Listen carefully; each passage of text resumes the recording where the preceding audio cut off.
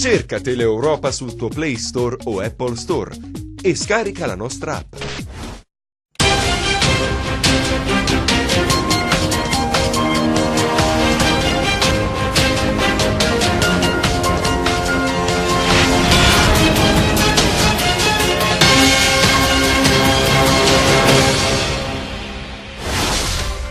Ci hanno snobbato, così i sindacati commentano l'assenza della deputazione calabrese all'incontro programmato da giorni. La vertenza LSU-LPU non si sblocca, manifestazione a Roma. Trasferita nell'ospedale di Reggio Calabria la salma del 18enne gambiano vittima di un incendio nella tendopoli San Ferdinando. La procura di Palmi ha disposto l'autopsia, intanto si prende in considerazione anche l'ipotesi di natura dolosa del rogo. Protesta questa mattina degli addetti alla polizia dell'Agenzia delle Entrate. Da 3 mesi non percepiscono lo stipendio, che ammonta a 120 euro al mese. Hanno acquistato soldi falsi su internet per poi far shopping, denunciati 5 minori a Corigliano Rossano. Avvisi di garanzia nei confronti di 2 persone indagate per omicidio, il caso irrisolto della scomparsa del giovane di Filandari Franco Vangeli, di cui si sono perse le tracce il 9 ottobre scorso. Rende beffato dalla Casertana, si allontana dalla vetta, il Catanzaro frena con la Cavese, la Vibonese impatta in casa della Paganese, sorride la regina e rimonta. Buonasera dalla redazione di Teleeuropa Network e ben ritrovati a questa nuova edizione in diretta del nostro telegiornale. In apertura, lo avete visto dai titoli, parliamo della pagina del lavoro, perché i parlamentari calabresi hanno disertato l'incontro con i sindacati, assenza stigmatizzata dai segretari regionali di CGIL, CISL e UIL che hanno incontrato i giornalisti alla Lamezia. Preoccupa la vertenza degli ex LSU. Sentiamo Isabella Roccamo. L'incontro programmato tra i sindacati e la deputazione parlamentare calabrese non c'è stato. Alla riunione si è presentato solo il senatore del PD Ernesto Magorni in rappresentanza dell'opposizione. La Triplice avrebbe voluto confrontarsi sulle scelte del governo nazionale per la regione, dove ci sono tanti e finora irrisolti problemi, ad iniziare dal lavoro. C'è l'avvertenza dagli ex LSU. Dalla discussione sulla manovra del governo in commissione bilancio della Camera trapelano notizie non buone. C'è il rischio che alcuni emendamenti che consentirebbero la prosecuzione del percorso di stabilizzazione dei lavoratori calabresi vengano bocciati. I segretari generali regionali di CGIL, CISL e UIL nel corso di una conferenza stampa a Lamezia hanno annunciato che molto probabilmente la vertenza si sposterà a Roma. La vertenza si sposta molto probabilmente a Roma se in queste ore non arriveranno risposte, ma sicuramente faremo un'attività di mobilitazione importante sul territorio e nei comuni.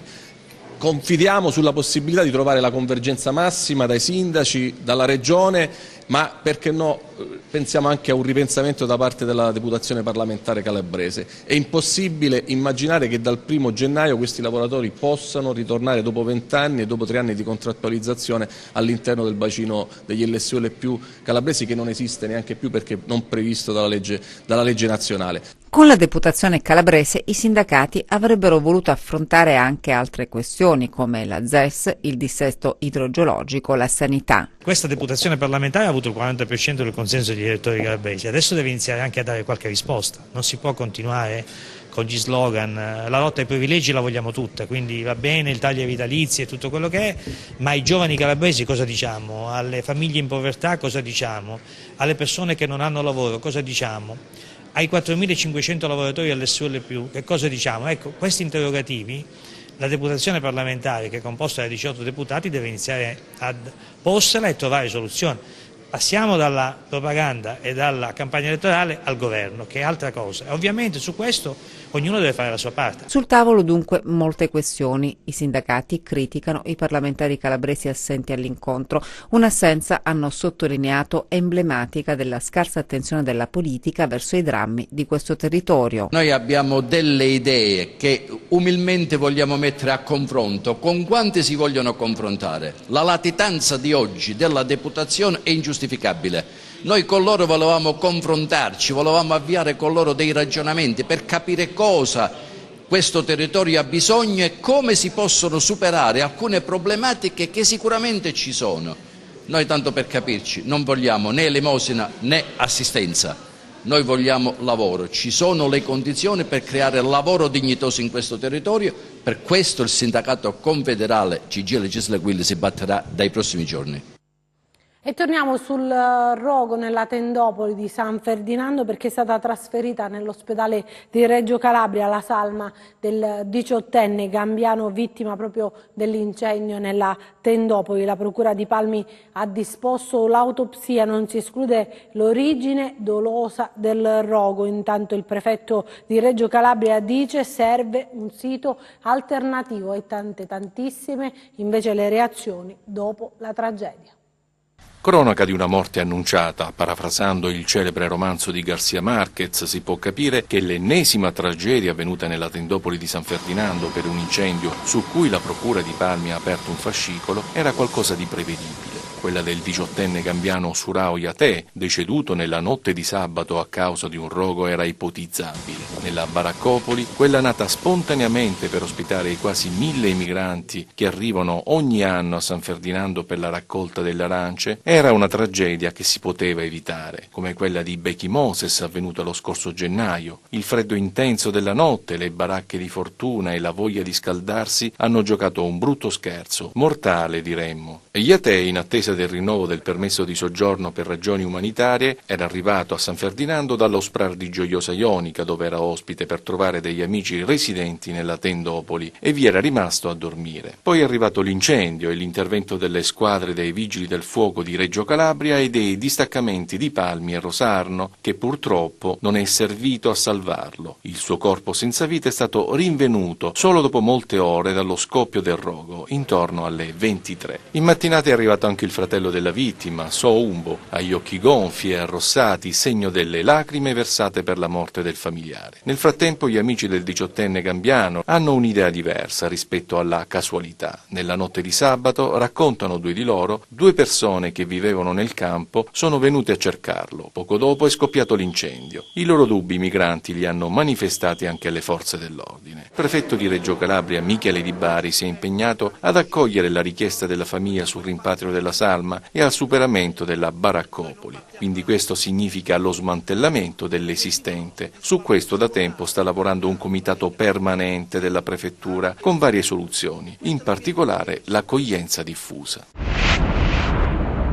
È stata prospettata già tempo fa, la stiamo perfezionando, ci sono una serie di misure che dobbiamo assolutamente, urgentemente applicare, eseguire. Settimana prossima c'è già un altro incontro che presenta la Regione e la speranza è ma l'auspicio concreto di rendere un'altra area dei containers un'area vivibile.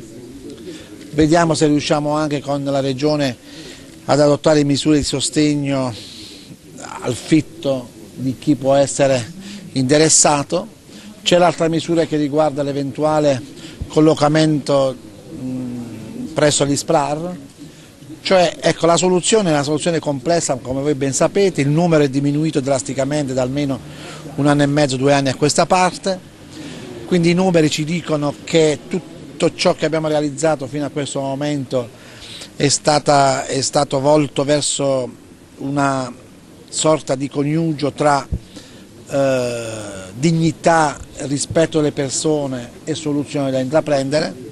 È una soluzione titanica, è sotto gli occhi di tutti e ovviamente il mio pensiero va in questo momento a questa giovane vittima, una giovane persona, dispiace molto, tra l'altro una persona che era nello SPRAR di Gioiosa Ionica, quindi ecco, stiamo andando avanti nel rispetto delle persone e dobbiamo tutti, indistintamente, tutti i soggetti interessati, siamo chiamati a dare delle risposte concrete. E torniamo nelle contrade duramente provate dall'esondazione del Crati a Corigliano Rossano, ieri i sopralluoghi istituzionali, intanto la procura di Castrovillari ha aperto un'inchiesta, siamo tornati proprio con le nostre telecamere nei luoghi dello straripamento. Ieri la visita del governatore, che ha dato ampie rassicurazioni agli abitanti di Contrada Turio a Corigliano Rossano dopo la piena del fiume Crati e lo straripamento che ha costretto le famiglie residenti nella zona ad abbandonare le proprie abitazioni perché completamente allagate. Fango e detriti hanno ricoperto case e aziende agricole. Gli uomini della protezione civile sono al lavoro da giorni per ripulire la zona. Eccoli in una delle tante case. Hanno portato all'esterno quello che resta dei mobili che sono inutilizzabili, ma non solo. L'ambiente ha bisogno di una vera e propria bonifica, visto che sono state rinvenute carcasse di animali morti. Quei pochi rimasti rischiavano di morire di sete e solo grazie agli interventi di ASPA, associazioni e consorzio di bonifica sono stati salvati e messi in sicurezza.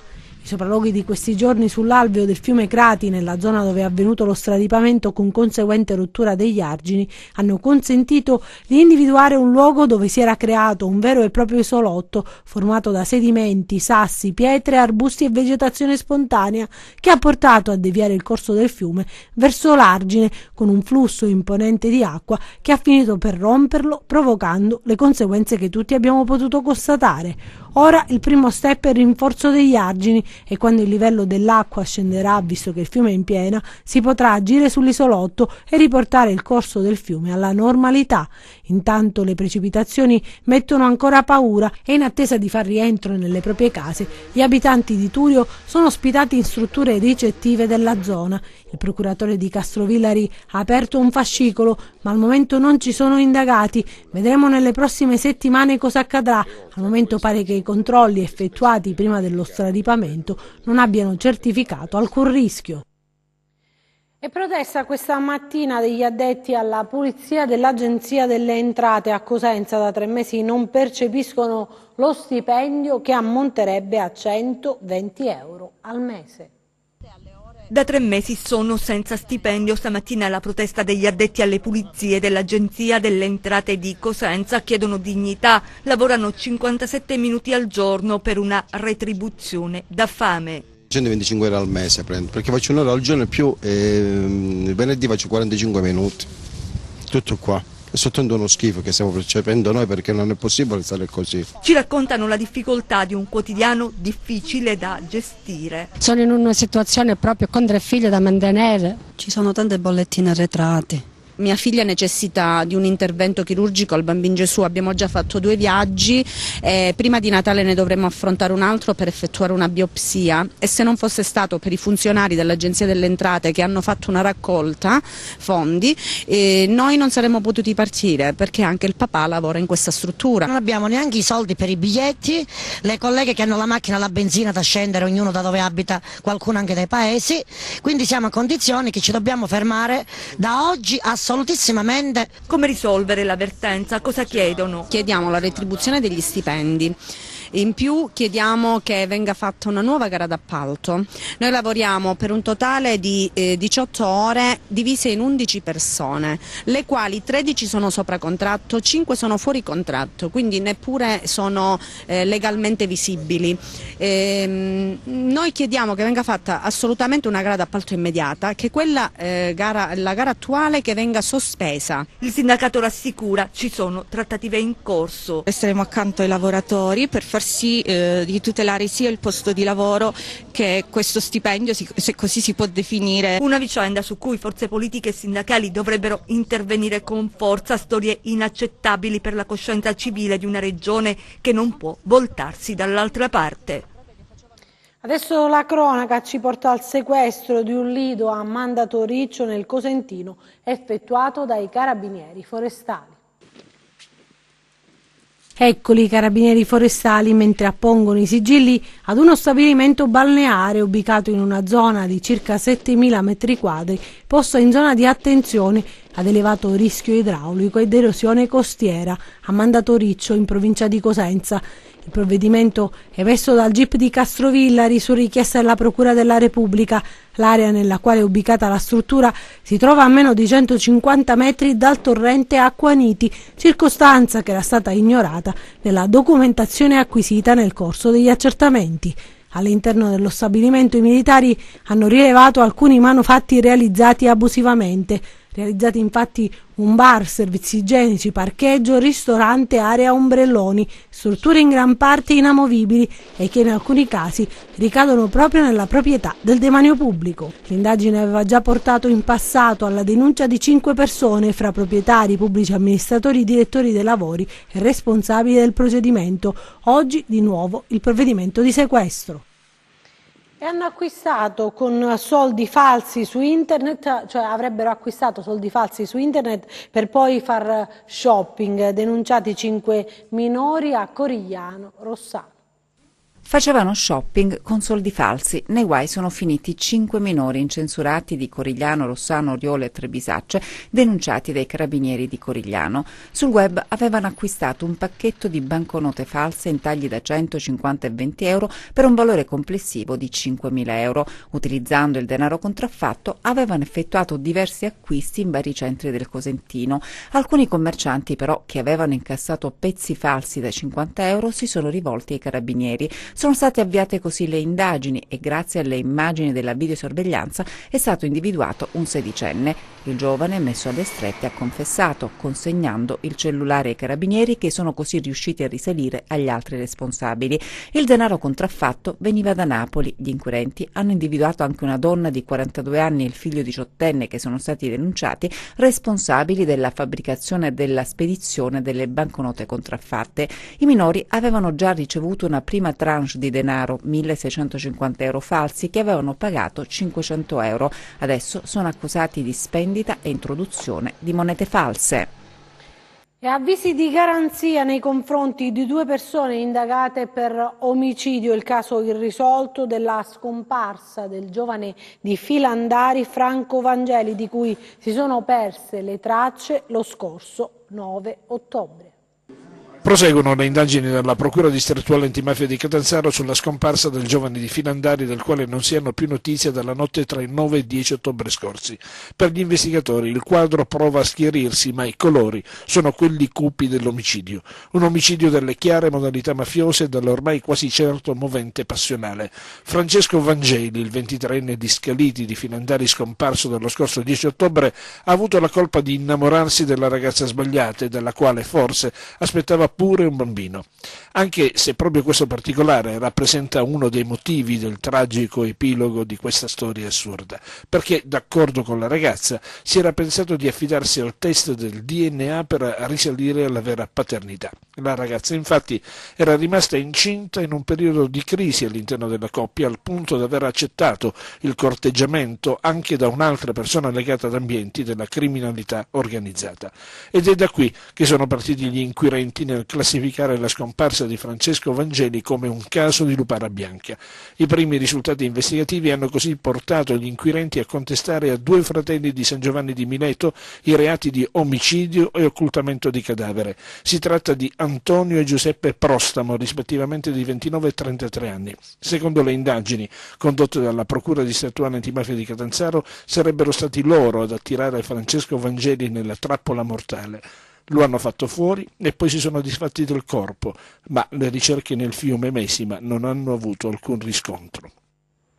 Una notizia di cronaca che arriva da Rende, dove nella notte fra venerdì e sabato scorsi uno studente paraguaiano dell'Università della Calabria è stato aggredito in una strada del quartiere Maisonette da un gruppo di persone, a quanto pare esterne all'Ateneo. Ne dà notizia proprio l'Università. Lo studente ha subito lesioni guaribili in 30 giorni ed è già in corso un'indagine mirata da parte dell'autorità giudiziaria preposta. Intanto il rettore Crisci dà notizie, dice che con le autorità si è già sentito con le autorità diplomatiche del Paraguay ed esprime profondo sdegno per l'accaduto, un'azione vile ai danni di uno studente inerme. L'università fornirà alle autorità tutto il supporto necessario affinché gli esecutori dell'azione criminosa siano assicurati alla giustizia. Adesso vediamo i nostri 100 secondi di cronaca.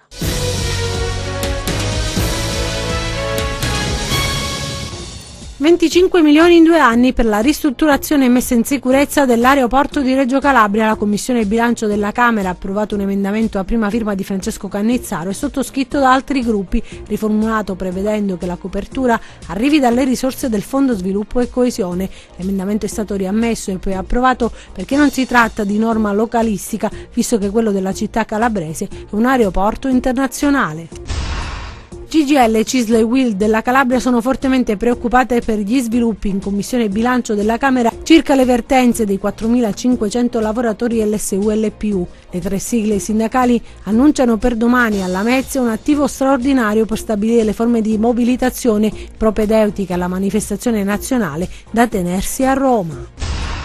E tu come eri vestita? È il titolo di una mostra ospitata dalla Commissione Pari Opportunità del Comune di Trebisacce con il patrocinio dell'ente e in collaborazione con il Centro contro la violenza dalle donne Roberta Lanzino. Tra gli abiti esposti ci sono anche quelli della ragazza violentata e uccisa nel 1988. La mostra, inaugurata nello scorso mese di marzo a Milano, propone un percorso itinerante su scala nazionale che ha come prima tappa proprio Trebisacce. Il Tribunale di Trieste è il più veloce d'Italia nell'ambito delle esecuzioni immobiliari, con una durata delle procedure di poco superiore ad 1 anno e mezzo. Si legge nello studio dei Tribunali dei Tempi Italiani, realizzato dall'associazione TSEI. I tribunali con le procedure per le aste immobiliari più lunghe sono invece quello di Locri, dove si impiegano in media ben 16 anni per arrivare alla conclusione, seguito da Castrovillari con 10,8 anni e Cosenza con 10,2 anni. Adesso andiamo a Vibo Valentia, dove ci sono venti di crisi al comune. Al comune di Vibo Valentia si è persa la bussola e non c'è navigatore il più aggiornato in grado di tracciare la strada giusta con la geografia politica tra maggioranza e opposizione che si intrecciano a ritmi vorticosi. Se tutto parte da più lontano, il dato che annuncia il caos va evolvendosi di attimo in attimo a partire dalle ultime 48 ore. Ricostruire non è semplice. Da mesi ormai il sindaco Costa avanzava con passo azzoppato. Vibo, unica lista a suo sostegno, aveva deciso di sfilarsi con le dimissioni del suo leader Stefano Luciano da Presidente del Consiglio, carica che nel frattempo non è stata rinnovata, e della delegazione dei suoi assessori. Luciano ha passato mesi travagliati spostandosi dal centro-destra al centro-sinistra per ritornare nella destra sovranista, di nuovo dunque nella coalizione, ed in questa veste ha contribuito ad eleggere il nuovo Presidente della provincia, ma sempre stando all'opposizione del sindaco Costa. Da qui ha incalzato la sinistra a sfiduciare il sindaco, al punto che il fine settimana appena trascorso si è caratterizzato con la mozione di sfiducia predisposta dal capogruppo del PD Russo, sostenuta dalla sinistra di Antonio Lo Schiavo, già antagonista di Costa nella corsa al sindaco, ma non più dallo stesso Luciano ed il suo gruppo in Consiglio Comunale. Il nuovo colpo di scena parte dalla maggioranza che sostiene Costa. Il senatore Mangialavori, nella sua veste di coordinatore provinciale di Forza Italia, ritira la delegazione azzurra in giunta, ben 3 assessori, ma non ritira il sostegno al sindaco, invitando i gruppi di maggioranza e lo stesso sindaco a voler introdurre un metodo di lavoro collegiale e aperto alle migliori energie della città. All'appello ha subito aderito il gruppo che si riconosce nel consigliere regionale Vincenzo Pasqua, a suo tempo passato dal centro-sinistra in Forza Italia, non vedendo però al momento i suoi consiglieri in maggioranza a Vibo Valentia, e Stefano Luciano, che con il suo gruppo potrebbe a questo punto rientrare nei ranghi anche in Consiglio Comunale. Nel mentre, un nuovo colpo di scena si consuma questa mattina. Carmela Valia, finora in maggioranza, ma che si riconosce nell'ex consigliere regionale Pietro Giamborino, nel frattempo tornato a flirtare politicamente con il PD, lancia strali contro Mangialavori ed annuncia le sue dimissioni da consigliere comunale, mettendo a rischio la delega assessorile di Macri, che di questo gruppo politico fa parte. Che fare? Quale strada imboccare? Alla navigatore si provano a dare le nuove coordinate, ma sembra andare in tilt. La strada da imboccare non riesce più a trovarla. Si chiama Storia segreta dell''Ndrangheta, il nuovo volume di Nicola Gratteri e Antonio Nicaso, presentato a Cosenza. Il nuovo libro di Antonio Nicaso e Nicola Gratteri, I segreti dell''Ndrangheta, esplorati per più di un secolo. Che raccontate in questo libro?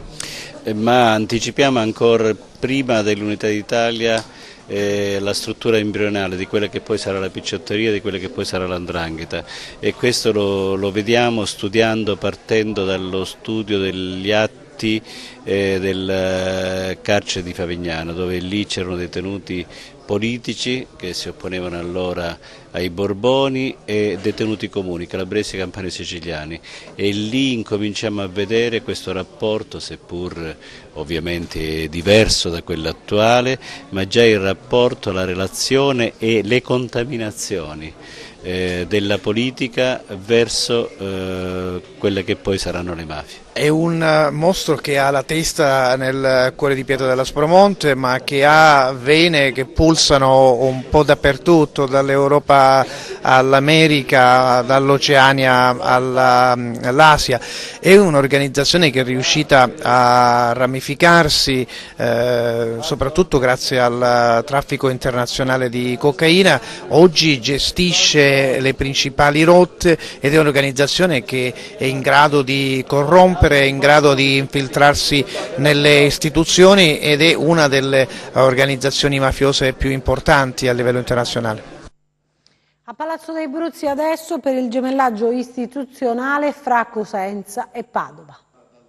Visita di cortesia al comune di Cosenza da parte dei rappresentanti del comune di Padova in occasione dell'incontro di calcio tra le compagini delle due città. Ne è nato un gemellaggio istituzionale che potrebbe aprire nuove possibilità di scambi, non solo culturali. L'occasione è la partita di calcio Cosenza-Padova, ma ciò che lega le due città dotte, è proprio l'idea di volerle unire in un abbraccio che è quello culturale, che è quello scientifico, che è quello anche sportivo. Un percorso già iniziato da qualche anno e che vogliamo sancire ulteriormente. Le ragioni di questo nesso sono molteplici. Una affonda le sue radici persino nella tavola peutingeriana, le antiche strade romane. Badate, la Popigliania e la Viania, fu lo stesso console a realizzarle a nord-est, a Padova e a Cosenza, quindi già la storia romana ci unisce. Bernardino Telesio, 1535, assume il dottorato a Padova studiando filosofia, astronomia, matematica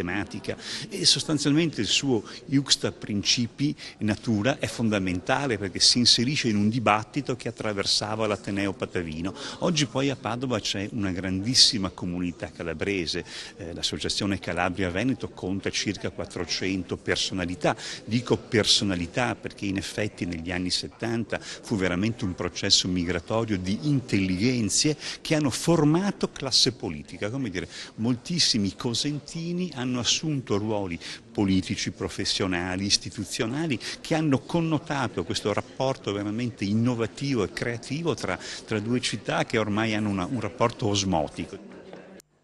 Adesso il calcio di Serie C dove sorride solo la regina. La Juve Stabia allunga sul rende grazie al successo della Casertana al Marco Lorenzo. L'avvio dei biancorossi è da shock, basta un errore difensivo a spianare la strada al gol dei campani, che sarà anche quello decisivo. Castaldo è sempre in agguato sulla sua conclusione ribattuta, si avventa De Marco che supera Savelloni. È ancora l'ex Avellino a sfiorare la marcatura, ma la traversa sulla splendida rovesciata tiene in corsa il rende, che da qui in poi avrà il pallino di gioco in mano, costruendo occasioni su occasioni non sfruttate per sfortuna o imprecisione. Il match non cambia registro, neanche in 10 contro 10. Dopo l'espulsione di Blondetta e Godano, i biancorossi continuano ad attaccare a testa bassa, ma i falchetti resistono, conquistando 3 punti pesantissimi. Frena la rincorsa del Catanzaro che si fa fermare sul paio della Cavese. Non è la solita squadra quella di Auteri, apparsa un po' stanca, di sicuro meno brillante del solito, forse per merito degli avversari veloci e insidiosi nelle ripartenze, ed è proprio una di queste a portare in vantaggio i nomi di Modica, a segno in apertura di ripresa con Lia, al termine di un'azione imbastita da Rosafio, Atley e Tumbarello. Il Catanzaro reagisce, sfiora il pari con Giannone sul colpo di testa e lo trova con Canutè, bravo a farsi trovare pronto sul traversone di Statella. Il pari non basta ai giallorossi, che provano anche a vincere, ma rischiano troppo. La Cavese infatti va vicina al sorpasso a 10 minuti dalla fine. Sprecona la Vibonese, dopo il gol di Bubas servito da Melillo, i rossoblù hanno diverse possibilità per chiudere il match e sembrano in grado di controllare il ritorno degli avversari. L'occasione più clamorosa capita ad Obodo, poi ruba la scena il portiere Santopadre che neutralizza i tentativi degli ospiti di raddoppiare, permettendo poi a Scarpa, con una magistrale punizione, di pareggiare i conti. La partita più pazza della domenica si gioca al Granillo, tra gol annullati e irregolari e il Rieti a far la partita per quasi 70 minuti. Lo 0-2 sembra condannare gli Amaranto alla sconfitta, ma la rete di San Domenico riaccende i padroni di casa che recuperano forze e orgoglio, pareggiano i conti con Tassi, costruiscono altre palle gol fino a quella decisiva messa rete da Ungaro per il 3-2 finale che sa di impresa. Il presepe vivente di Laino Castello è il più bello d'Italia, premiato a Lentini in Sicilia. È Laino Castello, il pittoresco borgo nel cuore del Parco Nazionale del Pollino, il comune vincitore del premio per il presepe vivente più bello d'Italia. A decretarlo è stata la prestigiosa giuria dell'opera presepiale internazionale Presepium Historiae Ars Populi, alla fine di 2 intense giornate che si sono svolte a Lentini, in provincia di Siracusa. Greppia d'amore, cultura nuova. Questo è il tema del Presepium Meeting, giunto alla 31esima edizione e che ha riconosciuto nel presepe vivente di Laino Castello tutti i requisiti richiesti per il conferimento del prestigioso riconoscimento, ovvero spiritualità, tradizione, valorizzazione del territorio e coinvolgimento corale della popolazione. Per un piccolo comune raggiungere questi risultati ci fa guardare sicuramente con fiducia il futuro. Saremo fortemente impegnati anche nella prossima edizione, con la consapevolezza che dopo tanto impegno, tanto lavoro e tanta partecipazione da parte della comunità di Laino abbiamo raggiunto risultati straordinari. Questi risultati ovviamente io li dedico a tutta la comunità e li dedico ai più giovani che partecipano anche all'interno della manifestazione, perché se si lavora con impegno, con serietà, con abnegazione, i risultati arrivano. E appunto oggi ritiriamo questo premio importante e lo dedichiamo alla nostra comunità, alla comunità del Pollino, del Parco del Pollino, e lo dedichiamo essenzialmente alla Calabria. A Laino Castello inoltre è stato conferito l'ambito titolo di Città del Presepe, un ulteriore premio per tutta la popolazione che si sta preparando al 26 dicembre, quando sarà rappresentata la 19esima edizione del Presepe Vivente, questa volta con maggiore consapevolezza e orgoglio per la prestigiosa vittoria. Io voglio condividere proprio questo premio con i soci della Proloco, che mi danno una grande mano e collaborano per organizzare questa grande manifestazione, con gli attori che sono l'anima del presepe, perché senza di loro non si potrebbe realizzare, e con l'Ente Parco e il Comune di Laino Castello che finanziano il progetto e portano avanti questa tradizione e ci danno la possibilità di realizzare ogni anno questo evento. Adesso il meteo.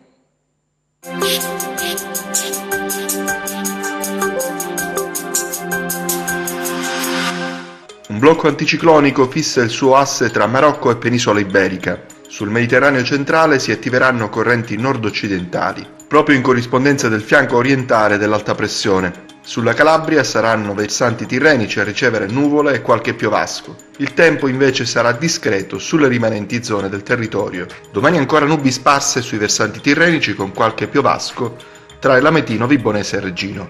Variabilità altrove con ampie schiarite lungo tutti i versanti ionici. Temperatura stazionaria. Passiamo al comportamento di mari e venti. Domani venti moderati da maestrale ovunque, mari che risulteranno molto mosso il Tirreno, mosso lo Ionio. Prima di salutarci vi ricordo il nostro sito web www.meteoincalabria.it e la nostra pagina Facebook Meteo in Calabria. Anche per noi è tutto, io mi fermo qui, grazie per averci seguito e buon proseguimento con i nostri programmi, arrivederci.